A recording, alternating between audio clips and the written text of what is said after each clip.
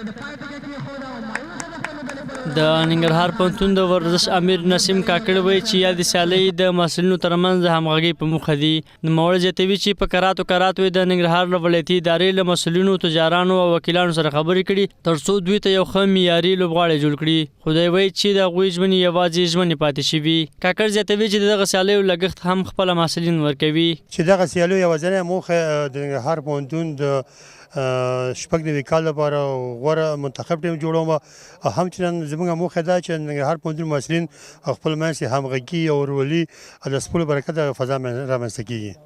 دا پیغام هغوی ته رسوم. هغوی غوښتنه کړې ده، وعدې له موږ سره شوي دي، خو عمل ته ګورو چې خدای وکړي چې عمل ځای ونیسي. بل لور ته د پوهنتون محصلین له دولته ورزشي ادارو غواړي تر څو دوی ته معیاري لوبغاړي جوړ کړي.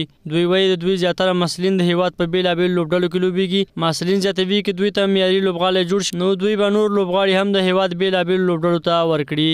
نو دا خو موږ د چارواکو نه غوښتنه کوو، څو دلته راغلي وو، موږ ورته ویل چې دا موږ دا میدان نه اوبه لري، وچ ټول خراب وسوځېده.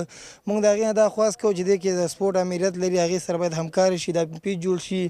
ډېر شته داسې دلته موږ ډېر ښه لوبغاړي لرو. نسیم کساب دی چې په ډېرو په سپین غر زون کې لوبېږي، نو مثانک په هغه کې په شپږیزه کرکټ لیګ کې لوبېږي، نو ښه لوبغاړي لرو. شیراز یو همدارنګه دا ډېر نور لوبغاړي دي، صادق دي، ښه لوبغاړي لرو چې دلته کریمیانو کې لوبېږي، فورډې لوبو کې او همدارنګه د انټر کلب لوبډلو کې لوبېږي. نو ډېر ښه لوبغاړي لرو چې همدې پوهنتون کې اوس هم لوبه کوي. فلحال دلته هم لوبغاړي دي.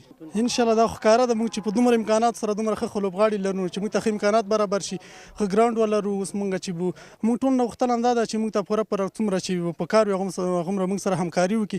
که څه هم د کلونو را په دې خوا په ننګرهار پوهنتون کې د کرکټ، فوټبال، والیبال او یو شمېر نورې لوبې ترسره کېږي، خو لا هم یې د سیالیو لپاره کوم معیاري لوبغالی شتون نه لري.